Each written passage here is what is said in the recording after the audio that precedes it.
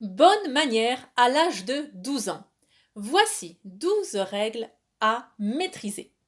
Bonjour, je suis Anne Nagas, la fondatrice d'Apprendre les bonnes manières. Aujourd'hui, je m'adresse aux jeunes, aux préadolescents de 12 ans. Voici pour vous 12 règles à connaître. Non, plus qu'à connaître, à maîtriser, à savoir, à exécuter. Oui. Qu'on se le dise tout de suite, si vous ne les maîtrisez pas encore, votre vie n'est pas ratée, vous avez quand même encore beaucoup de chances pour vous améliorer. Mais en tout cas, considérez ce petit guide comme justement ce que c'est, un guide, un manuel pour vous focaliser là où vous avez encore quelques lacunes.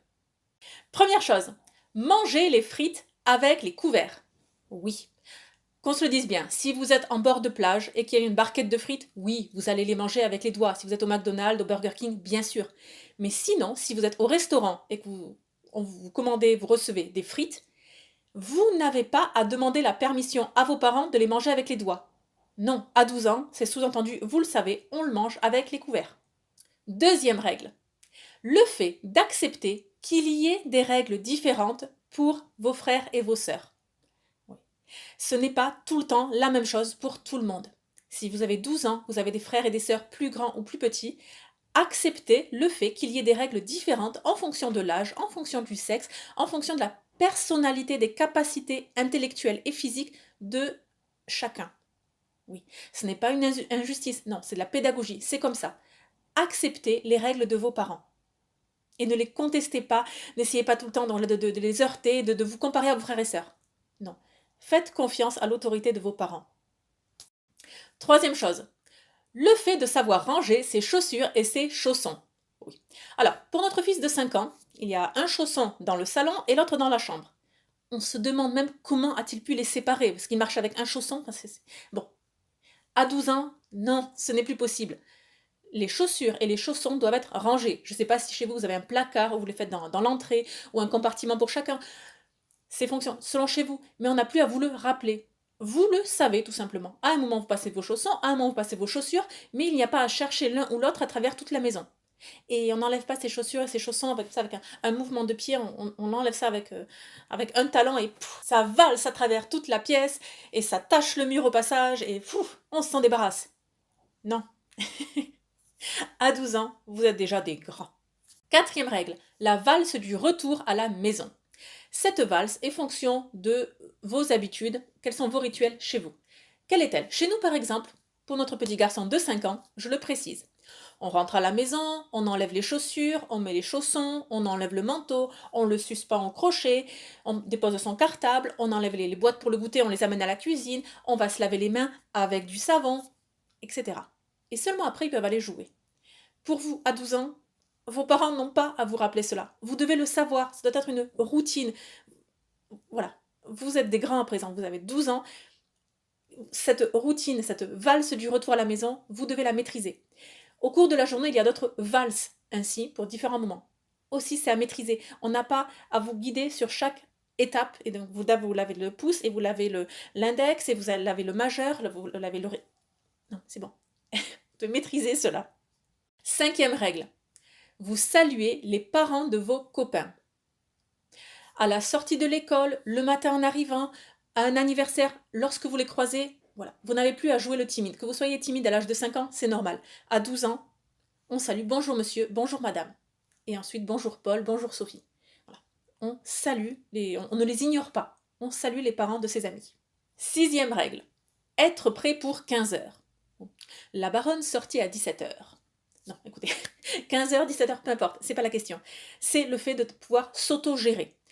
Si on vous dit, vous partez, vous quittez la maison à 8h, ou alors vous devez être prêt pour 9h, ou alors vous partez à la piscine à 15h, peu importe.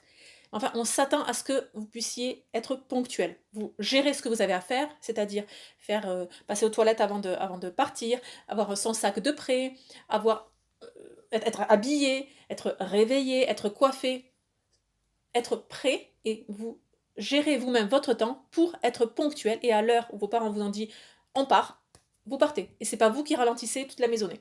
Septième point, faire son sac de piscine tout seul. Eh oui. Là, certains d'entre vous vont me dire oui, c'est trop facile, c'est pas la peine de le préciser. Et d'autres là vont se gratter un petit peu la tête. Bon écoutez, qu'à 8 ans vous oubliez parfois la culotte ou le maillot de bain ou les lunettes, le bonnet. la serviette. Oui, ça arrive. Et en même temps, ça sert de leçon. Une fois qu'on a oublié sa culotte une fois, on n'oublie pas une deuxième. Voilà, ça sert de leçon. À 12 ans, non, c'est bon. Le sac de piscine, ce n'est pas vos parents qui s'en occupent et ils ne vérifient même pas si vous avez tout pris. Non, c'est à vous de gérer. Et c'est pas que en cours de journée, vous allez appeler oh, maman, maman, j'ai oublié ma serviette, est-ce que tu peux me l'amener? Non, votre mère a autre chose à faire, votre père aussi. Vous gérez votre sac de piscine tout seul. 8e point. À 12 ans, vous devez être capable d'être un copilote en voiture. C'est-à-dire de guider quelqu'un, un adulte, votre oncle, votre grand-père, votre grand-mère, qui doit vous amener occasionnellement chez un ami, à l'école, faire des courses. Bon.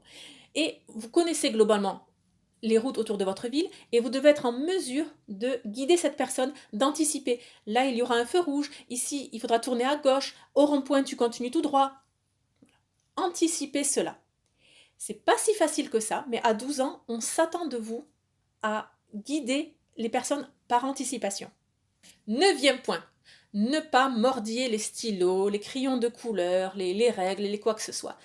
Même si il n'y a que vous qui vous servez de votre stylo. D'ailleurs, oui, une fois qu'il est mordillé, je vous assure, il n'y a que vous qui allez vous en servir. Quand même, vos parents ne veulent pas toucher ce truc.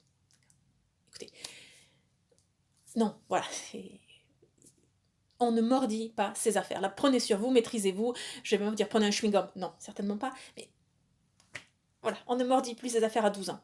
Et puis alors, il ne faudrait même pas les mordiller à 5 ans. Mais alors à 12 ans, certainement plus. 10e point, le test suprême. Ah, celui-ci, rares sont ceux qui peuvent le passer.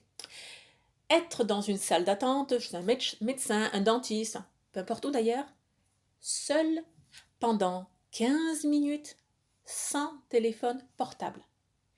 C'est-à-dire pendant 15 minutes être juste seul avec soi, avec son imagination, ses pensées. Et là, la majorité des personnes vont se mettre à gigoter, elles ne savent plus comment s'asseoir, elles passent les mains sous les fesses, et puis elles se grattent, et puis il y en a certaines, savoir, elles s'étalent par terre et elles se roulent. Non, c'est pas possible. Au bout de 15 minutes, les cerveaux décrochent. Et là, écoutez, donc juste assis tranquillement pendant 15 minutes, sans crier, râler, réellement vous tortillez par terre. Mais qu'est-ce qui se passe? Est-ce que vous avez des convulsions? Être assis tranquillement pendant 15 minutes, sans râler, sans s'endormir, sans crier au scandale, sans gesticuler. Voilà. Être en mesure, pendant 15 minutes, d'être posé. Vous allez peut-être rigoler en entendant cela, je le comprends, mais c'est vraiment un test qu'on fait pour les enfants. Et c'est super si vous le passez. Autre petit point aussi, soyez votre propre meilleur ami. Si vous arrivez à passer 15 minutes de temps avec vous-même, c'est super, c'est déjà que tout fonctionne là-dedans. C'est vraiment super. Avant de passer au 11e point, je vous rappelle juste qu'il existe un programme très complet sur la politesse enseignée aux enfants. Enfants et politesse, un apprentissage impératif, exigeant et oublié qui ouvre toutes les portes. Si vous souhaitez en savoir plus, cliquez sur le lien juste en dessous de la vidéo, toutes les informations s'y trouvent. Passons tout de suite au 11e point. À 12 ans, à table, vous ne pouvez pas dire « je n'aime pas, c'est dégoûtant, je n'en veux pas ». Vous dites « non merci ». Et là encore, juste dans certaines situations. Parce qu'à 12 ans, ce que l'on attend de vous, c'est de manger même si vous n'aimez pas. Alors, on a tous quelques ingrédients qu'on n'aime pas, d'accord? Pour moi, c'est le fromage de chèvre et la noix de coco. Je peux pas. Enfin, je peux pas. Mais je mange quand même. Mais je me force. Et vous aussi, vous avez sûrement des ingrédients que vous n'aimez pas. Soit, vos parents le savent et le respectent, et vous avez ces quelques jackpots. Mais vous ne pouvez pas non plus ne manger que des frites et des burgers et des frites. Lorsque vous êtes en société, dans certaines situations, on vous servira tôt ou tard, pas contre vous, mais il y aura des aliments que vous n'aimez pas.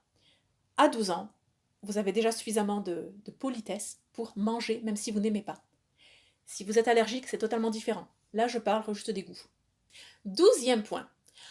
Très cher jeune, un peu de tenue. C'est-à-dire, quand on est en forme, très bien, vous savez vous tenir. Mais quand on est fatigué, 23h, minuit, 1h, 2h du matin, vous êtes chez des amis, voilà, vos parents sont sortis, vous êtes avec eux, et vous commencez à fatiguer, à être fatigué. Et là, il y a ces moments où c'est totalement compréhensible chez des petits-enfants, ils arrivent, ils se blottissent dans les bras de papa et maman, et puis ils deviennent liquides, voilà, une espèce de il y a ce glu, semi-glu, liquide, et ils s'enroulent autour de maman et papa. À 12 ans, on ne peut pas. À 12 ans, Voilà, vous n'avez pas à demander, à exiger que vos parents vous portent jusqu'à la voiture, vous portent jusqu'à la maison. Non. Vous êtes fatigué, oui, vous appuyez un peu contre maman et papa, vous somnolez, oui. Mais il n'y a pas ce côté gluant et puis liquide, semi-liquide qui... Un peu de tenue très chère. J'espère que cette vidéo vous a plu. Bien entendu, cette liste n'est pas exhaustive.